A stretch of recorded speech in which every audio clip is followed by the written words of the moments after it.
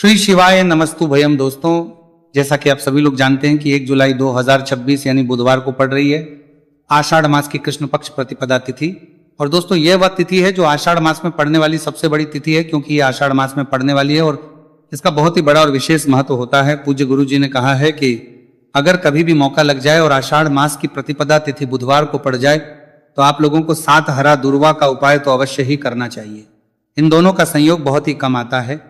इसी के साथ में गुरु जी ने अपनी शिव पुराण कथा में बताया है कि इस दिन आपको 7 दुर्वा का उपाय तो आपको अवश्य ही करना चाहिए, क्योंकि ऐसा दिन पूरे साल में सिर्फ एक ही बार आता है। और दोस्तों, आप सभी लोग जानते हो कि बुधवार का अगर सबसे करने को लेकर आता है बड़ा उपाय है तो वह 7 हरा दूर्वा वाला उपाय है।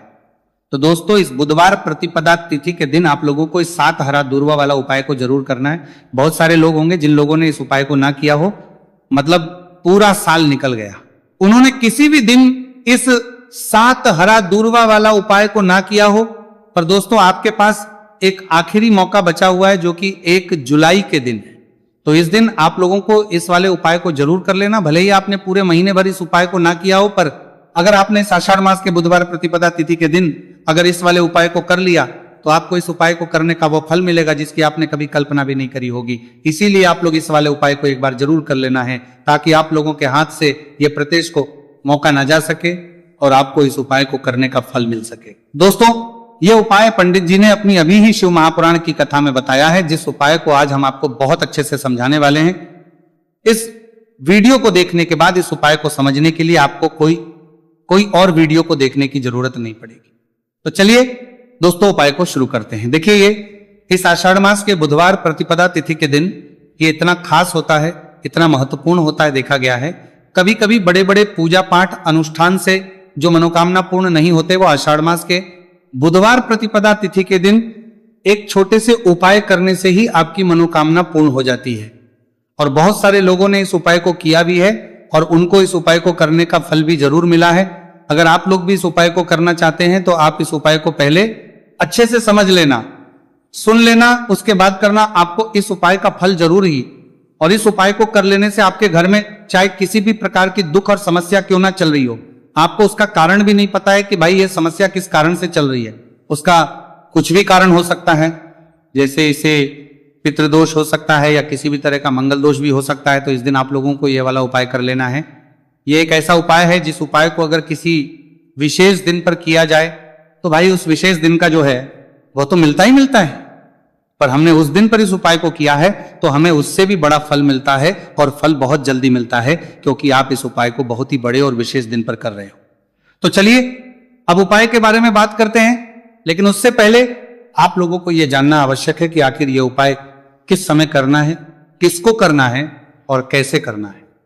तो चलिए हम आगे आपको वीडियो में एक एक करके बता देते हैं। उससे पहले अगर आप लोग हमारे चैनल पर पहली बार हैं तो हमारे चैनल को सब्सक्राइब करना ना भूलें, और अगर आपके पास कोई सवाल है तो आप हमें कमेंट बॉक्स में बता सकते हैं। और अगर आपको हमारा वीडियो पसंद आया है तो आप हमें लाइक और शेयर करना ना भूलें। और अगर आपको हमारे चैनल की जानकारी चाहिए तो आप हमें फॉलो कर सकते हैं, और अगर आपके पास कोई प्रश्न है तो आप हमें कमेंट बॉक्स में बता सकते हैं। पहली बार आए हैं या फिर मेरी आवाज आज पहली बार सुन रहे हैं तो हमारे चैनल को सब्सक्राइब जरूर कर लेना, और इस वीडियो को करके कमेंट बॉक्स में श्री शिवाय नमस्तु भयम ओम नमः शिवाय जरूर टाइप कर देना। तो दोस्तों, इस 7 दुर्वा वाला उपाय को हमें इस बुधवार प्रतिपदा तिथि के दिन कैसे करना है, किसको करना है, किस समय करना है और कहां पर करना है, ये सारे सवालों के जवाब आपको इस वीडियो में मिल जाएंगे। और जो ये वीडियो देखेगा भाई उसको 7 हरा दुर्वा वाला उपाय जरूर करना चाहिए, क्योंकि इस दिन 7 दुर्वा का भी बहुत ही बड़ा और विशेष महत्व होता है। और जब बात आ जाए हरा दुर्वा की तो ये सोने पर सुहागा वाली बात हो जाती है, और ये एक बहुत ही बड़ा उपाय हो जाता है इस बुधवार प्रतिपदा तिथि का। तो अब दोस्तों, इस 7 हरा दुर्वा वाला उपाय को आखिर करना किसको है, सबसे पहले हम लोग वो बात जान लेते हैं। तो देखो, घर की जो बड़ी माताएं बहनें होती हैं, उन माताओं बहनों में से कोई भी एक बड़ी माता बहन इस वाले उपाय को कर सकती है। और दोस्तों, अगर आप चाहें तो अपने घर में से सभी सदस्यों भी इस उपाय को करवा सकते हैं। अगर किसी व्यक्ति की खुद की कोई मनोकामना है, खुद की कोई दुख और परेशानी है जो कि वो अपने लिए ही करना चाहता है इस वाले उपाय को, तो वो खुद अपने लिए भी कर सकता है। बाकी अगर कोई घर में से ऐसा है जो कि अपने पूरे घर परिवार की सुख और शांति के लिए यह वाला उपाय करना चाहता है, तो भाई वो भी करना चाहता है, सकता है, उसमें भी कोई दिक्कत वाली बात नहीं है।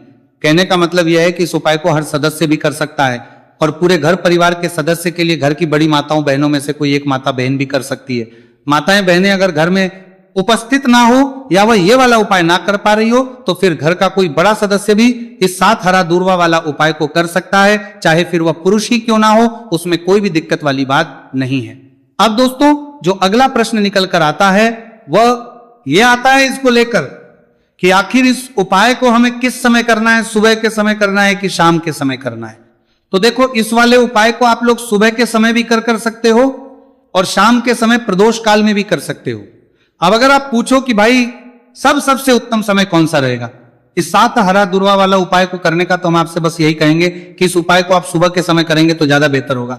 बाकी अगर प्रदोष काल के समय भी करेंगे तो भी अच्छा होगा, उसमें कोई भी दिक्कत वाली बात नहीं है।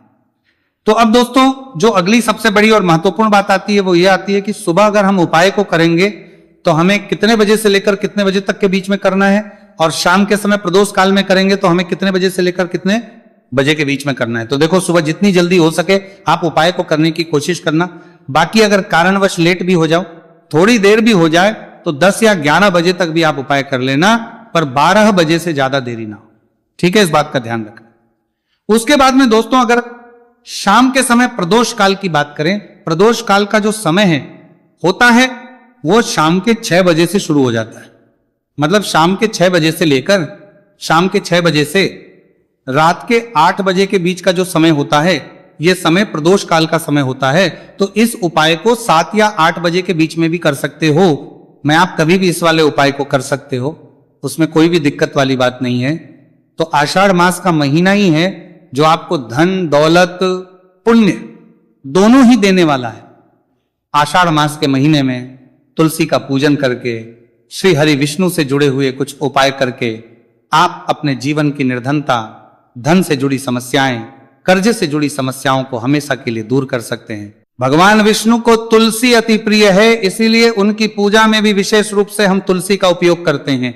और बिना तुलसी दल के, बिना तुलसी मैया के श्री हरि विष्णु की पूजा और उनका भोग दोनों ही अधूरे होते हैं। इसीलिए आषाढ़ मास के महीने में ऐसा उपाय आपको बताने वाले हैं जिसे करने से श्री हरि विष्णु की असीम कृपा आपको मिलेगी और मां तुलसी से ऐसा आशीर्वाद मिलेगा।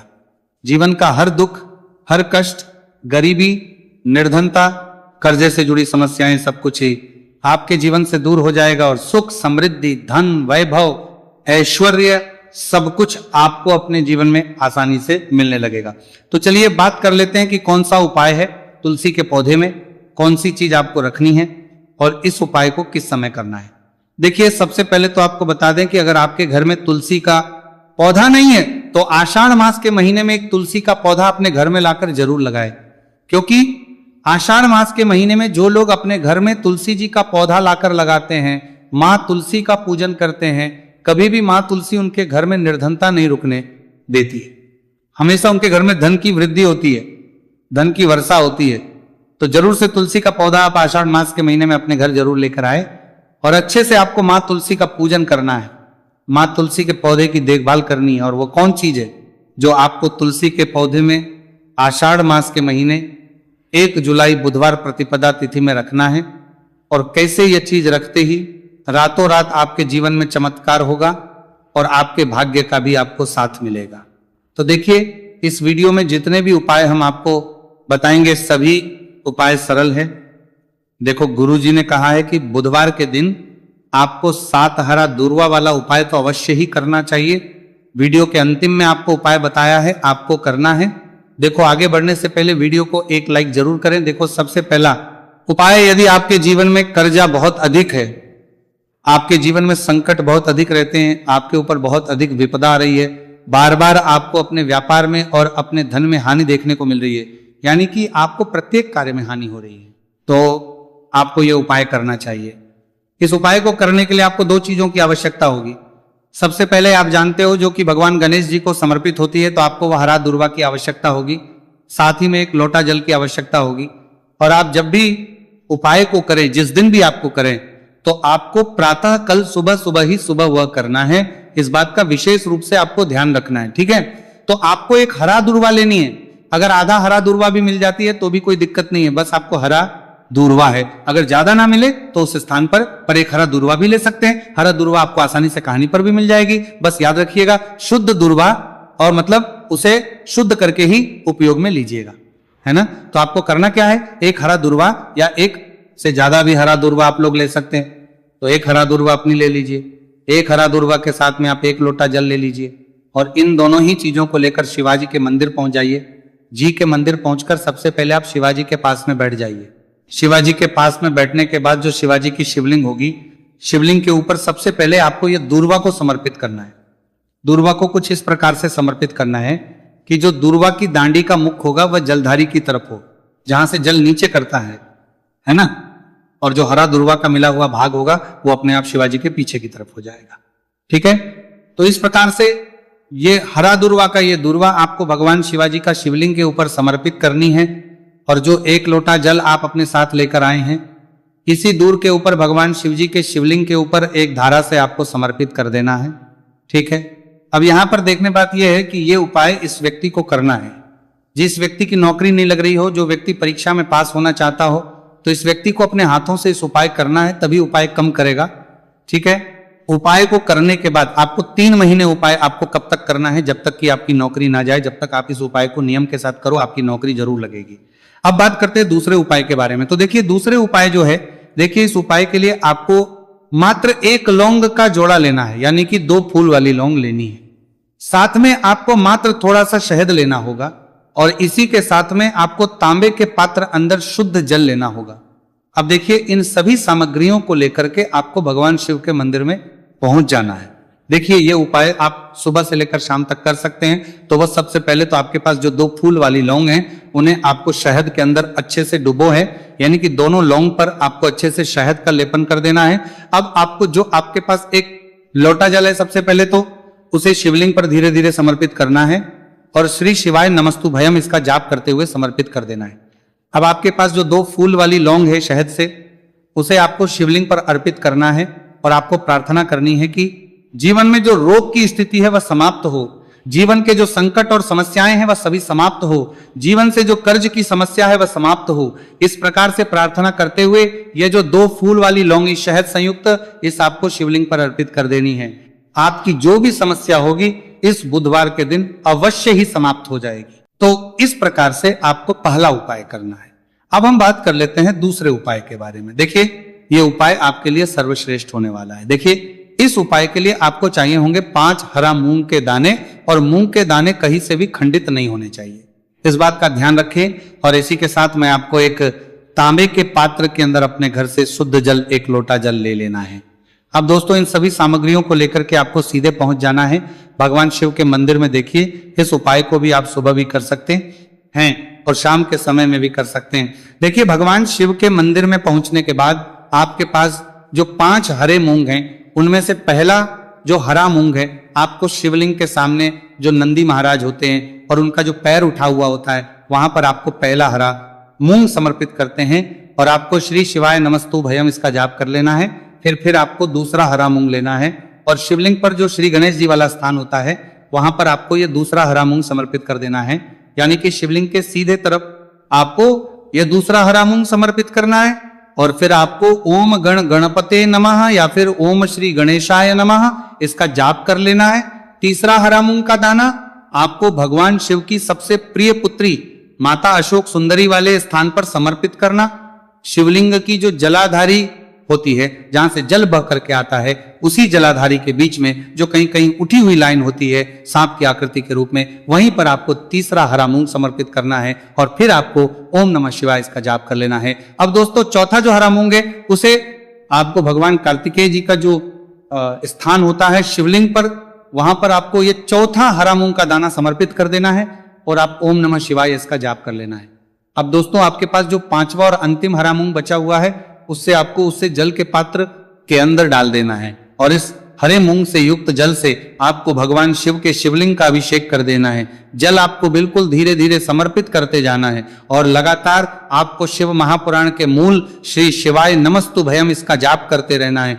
फिर आपको शिवलिंग के आगे बैठकर, यदि आप अपने बच्चों के लिए ये उपाय कर रहे हैं, यदि आप अपने बच्चों की बुद्धि ज्ञान और विवेक के लिए उपाय कर रहे हैं, तो उसके लिए आपको प्रार्थना कर लेनी है। या फिर व्यापार में वृद्धि करने के लिए ये उपाय कर रहे हैं तो उसकी कामना करते हुए आपको प्रार्थना कर लेनी है, या फिर अपनी नौकरी के लिए कर रहे हैं, या फिर अपने इंटरव्यू के लिए, या फिर धन की प्राप्ति के लिए कर रहे हैं, जिस भी कामना के लिए आप उपाय कर रहे हैं उसे परिपूर्ण करने के आपको महादेव से प्रार्थना कर लेनी है और फिर आपको वापस अपने घर आ जाना है। पूज्य गुरु जी ने कहा है कि जो भी व्यक्ति इस उपाय को कर लेता है तो यकीन मानिए आपके जीवन की जो सारे संकट, कष्ट और बाधाएं ही वह सभी समाप्त होंगे। अब हम बात करते हैं अगले उपाय की। इस उपाय के लिए आपको एक दीपक लेना है। दीपक आप मिट्टी का भी ले सकते हैं और शुद्ध आटा मढ़कर उसका दीपक भी आप तैयार कर सकते हैं। अंदर गोल बाती का प्रयोग करना है और दीपक के अंदर आपको शुद्ध घी का प्रयोग करना है। इसी के साथ में आपको मात्र एक फूल वाली लौंग लेनी होगी। अब ये एक दीपक और एक फूल वाली लौंग लेकर के सीधा आपको पहुंचना होगा बरगद के वृक्ष के। वहां पर देखिए, सबसे पहले तो आपके पास जो एक फूल वाली लौंग है उससे आपको बरगद के वृक्ष की जड़ में समर्पित करना है। देखिए, अगर आपके जीवन में कोई भी बड़ा संकट आने वाला है, कोई बड़ा कष्ट आने वाला है, तो वह इस उपाय के माध्यम से दूर होने वाला है। महादेव की विशेष कृपा रहेगी कि जो भी संकट आपके जीवन में आने वाला होगा वह भी दूर हो जाएगा। तो आपको एक लौंग समर्पित करनी है बरगद के वृक्ष की जड़ में, और वहीं पर आपको जो है गोल बाती वाला दीपक जो आप लेकर के गए उससे भी वहां पर प्रज्वलित कर देना है वटकेश्वर महादेव का स्मरण करते हुए। देखिए, जब भी आपको जीवन में इस साल लगने लगे कि आपके जीवन में कुछ भी अच्छा नहीं चल रहा है, तब भी आपको इस प्रकार करना है। तो इस प्रकार से आपको ये उपाय करना है। अब हम जान लेते हैं चौथे विशेष उपाय के बारे में। देखिए, यदि आपके विवाह में, शादी में कोई भी समस्या आ रही है, यदि आपका जो कर्ज है वह दिन पर दिन बढ़ते ही जा रहा है, तो आपको यह चमत्कारी उपाय करना चाहिए। कोई भी समस्या अगर जीवन में है तो उसे दूर करने के लिए आपको इस उपाय करना चाहिए। मंगल दोष से जुड़ी हुई समस्या भी है तब आपको यह उपाय करना चाहिए। देखिए, इस उपाय के लिए आपको एक तांबे के पात्र के अंदर अपने घर से शुद्ध जल लेना है और इसी के साथ में आपको एक चुटकी लाल चंदन लेना होगा। अब आपको क्या करना है कि जो लाल चंदन आपने लिया है उसे आपको उससे जल के पात्र के अंदर डाल देना है, और ये जल जो है आपको लाल चंदन से युक्त तैयार कर लेना है, और ये लाल चंदन से युक्त जल आपको भगवान शिव के मंदिर में लेकर के पहुंचना है। लेकिन उपाय भी आप सुबह से लेकर के शाम तक कर सकते हैं। अब दोस्तों, ये जो लाल चंदन से युक्त जल है, इससे आपको भगवान शिव के शिवलिंग पर धीरे धीरे अर्पित कर देना है और आपको लगातार श्री शिवाय नमस्तु भयम इसका जाप करते रहना है। देखिए, यदि आपके जीवन में विवाह से जुड़ी समस्या चल रही है तो आपको मंगलेश्वर महादेव का स्मरण करना है, और जीवन में अधिक कर्ज की समस्या है तो आपको आर्यन मुक्तेश्वर महादेव का स्मरण करना है। देखना, एक दिन आपकी सब तरह की समस्या जल्दी ही समाप्त हो जाएगी। तो इस प्रकार से आपको यह चौथा उपाय करना है। अब हम जान लेते हैं। तो दोस्तों,